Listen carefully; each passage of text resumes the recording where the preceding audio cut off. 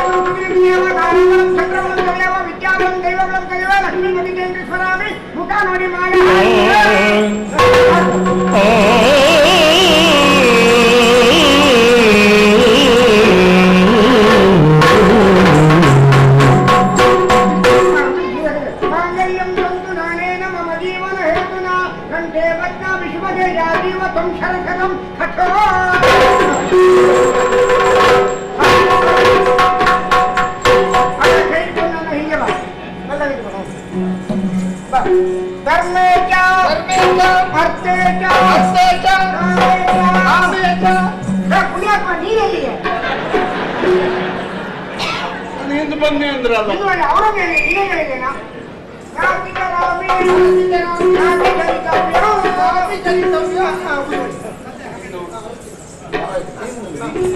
ಅವಸರದ ಮದುವೆ ಪುರೋಹಿತರು ಹೇಳಿದಾಗೆ.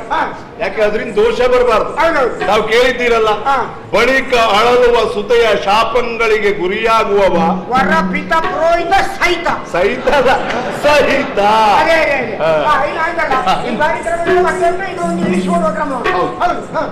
ಈಗ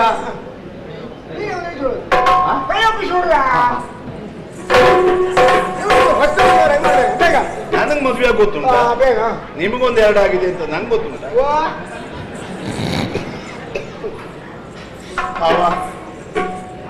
ನನಗೆ ಇದು ಗೊತ್ತವಳು ಒಬ್ಬಳೇ ತಂಗಿ, ಬಹಳ ಪ್ರೀತಿಯೆಲ್ಲ ಸಾಕಿದ್ದೇನೆ. ಪುಣ್ಯಾತ್ಮ, ನಿನ್ನ ಅಪ್ಪನ ಸುದ್ದಿ ಏನಾದ್ರೂ ಬಂತ?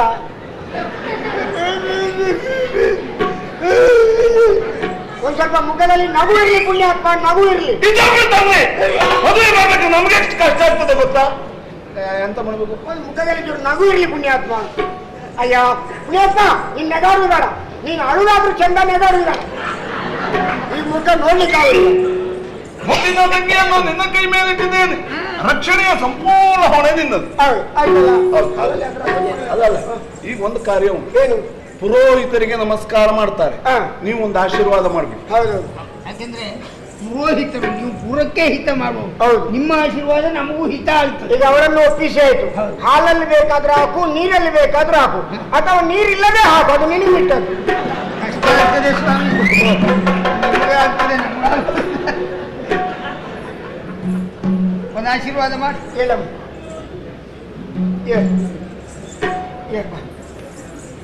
ನಾನು ಹೇಳುವ ಮಾತುಗಳನ್ನು ಸರಿಯಾಗಿ ಗಮನವಿಟ್ಟು ಕೇಳು, ಬೇಕಾದ್ರೆ ಬರೆದಿಟ್ಟುಕೋ. ಸತಿಗೆ ಪತಿಯೇ ಪರದೈವವು, ಪತಿಯ ಆಣತೆಯ ರಾಣಿಯಾಗು, ಸುಖ ದುಃಖಗಳೆಂದೂ ತಪ್ಪಿದ್ದಲ್ಲ. ಎಷ್ಟು ದೊಡ್ಡ ಮನೆತನದ ಹೆಣ್ಣಿಗಾದರೂ ದುಃಖ ಇದ್ದದ್ದೇ. ಸಂತೋಷದಿಂದ ನಿನ್ನ ಪತಿದೇವ ಕೊಟ್ಟದನ್ನು ಪಡೆದು ತೃಪ್ತಳಾಗು. ಕಷ್ಟ ಬಂದಾಗ ಮೊದಲಾಗಿ ನಿನ್ನ ಪತಿಗಿತ್ತು ಮಿಕ್ಕಿದ್ದನ್ನು ನೀನುಣ್ಣು. ತನ್ನ ನಿಜ ನಿವಾಸದಲ್ಲಿಯೂ ತನ್ನ ಕುಲಗೋತ್ರಗಳಲ್ಲಿಯೂ ಅದಕ್ಕಿಂತಲೂ ತನ್ನ ಪವಿತ್ರವಾದ ಹೃದಯದಲ್ಲಿ ಸ್ಥಾನಮಾನವನ್ನು ಕೊಟ್ಟು ನಿನ್ನ ಬದುಕನ್ನು ಕೃತಾರ್ಥಳನಾಗಿ ಮಾಡಿರುವ ನಿನ್ನ ಪತಿದೇವನ ಇಹ ಸುಖದ ಸಾಧನಳಾಗಿ ಪರಸುಖಕ್ಕೆ ಕಾರಣಳಾಗಿ ಸದ್ಧರ್ಮದಿಂದ ಬದುಕಿ ಸಹಧರ್ಮಿಣಿಯಾಗಿ ಮುದ್ದು ಮಕ್ಕಳನ್ನು ಪಡೆದು ಆದರ್ಶ ಮಾತೆಯಾಗಿ ಬದುಕು ಮಗಳೇ, ಆದರ್ಶ ಮಾತೆಯಾಗಿ.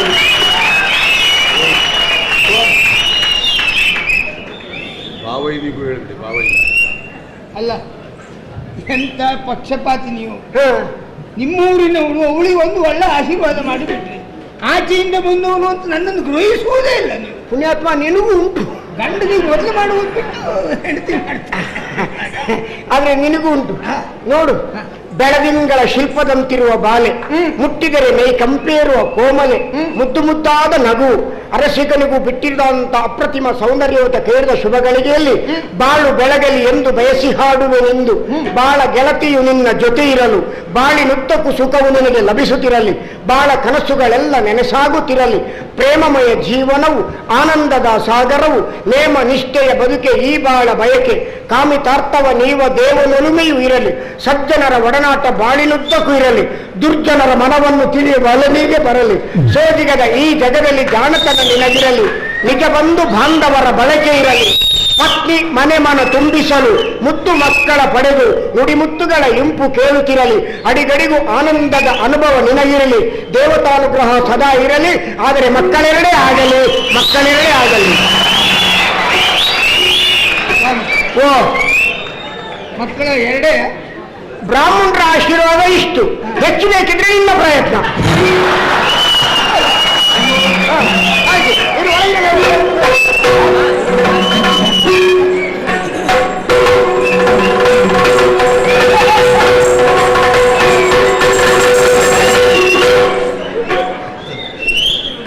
ಏನು ಸಾಯೋದ ನೀನು ಹೊಂಡದಲ್ಲಿ ಬಿಸಾಕ್ತೇನೆ. ಪ್ರಾಫಿಟ್ ಹತ್ರ ಇಷ್ಟು ಕೆಲಸ ಮಾಡ್ಕೊಂಡು ಓಡ್ತಿದ್ದಿಲ್ಲ, ಒಳ್ಳೆ ಗುಳ್ಳೆ ದಾರಿ ಹೊಡೆದಾಗೆ. ನೋಡಿ, ಆ ವಿಷಯದಲ್ಲಿ ಸಂಕೋಚ ಮಾಡ್ಕೊಳ್ಳೋದು ಬೇಡ. ನನಗೆ ಮದುವೆ ಮಾಡಿಸಿ ಗೊತ್ತಿಲ್ಲ, ಗೊತ್ತಿದ್ದ ನೀವು ಹೇಳಬೇಕು. ಆದ್ರೂ ಒಂದು ಕೊಡುವ ಕಟ್ಟಳೆ ಇಲ್ವಾ? ಇಲ್ಲ, ಬಂದ ಮೇಲೆ ಕಡಿಮೆ ಯಾವತ್ತೂ ಸಿಗುವುದಿಲ್ಲ, ನೆನ್ಪಿಟ್ಟು. ಆ ವಿಶ್ವಾಸದಿಂದಲೇ ನಾನು ಮುಂದುವರಿಸಿದ್ದು. ಆದ್ದರಿಂದ ಯಾರು ಬ್ರಾಹ್ಮಣರು ಬರ್ತಾರೆ, ಮುಷ್ಟಿ ಬಿಗಿದು ಕೊಡುವುದೊಂದೇ.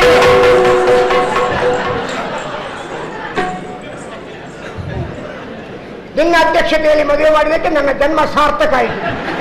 ಬ್ರಾಹ್ಮಣರು ಬರ್ತಾರೆ, ಮುಷ್ಟಿ ಬಿಗಿದು ಕೊಡಿ. ಅಯ್ಯೋ, ಕೊಡುವ ಹಣವನ್ನ ಎಣಿಸಿ ಕೊಡುವುದು ಬೇಡ, ಮುಷ್ಟಿ ಬೋರ್ಸಿ ಎತ್ತು ಕೊಡಿ ಎಂದು. ಪುಣ್ಯಾತ್ಮ, ಯಾವ ಮಾತಿನಲ್ಲಿ ಯಾವ ಅರ್ಥ ಉಂಟದ ಯಾರಿಗೂ ಹೇಳಲಿಕ್ಕೆ ಆಗುವುದಿಲ್ಲ. ಕಮ್ಮಿ ಆಯ್ತಂತೆ, ಎಲ್ಲ ಖಾಲಿ ಆಯ್ತು. ಯೋಚಿಸಬೇಕಾದ ಅಗತ್ಯ ಇಲ್ಲ. ಅಪ್ಪಯ್ಯ ಹೋಗದಿಟ್ಟು ಕೊಪ್ಪರಿಗೆ ಉಂಟು, ಕೊಪ್ಪರಿಗೆ ಕಿತ್ತು ಬಿಡಿ, ಹೊಂಡ ಬೀಳುತ್ತದೆ. ಬ್ರಾಹ್ಮಣರು ಬರ್ತಾರೆ, ಮಣ್ಣಾಕಿ ಮುಚ್ಚಿ ಬಿಡಿ.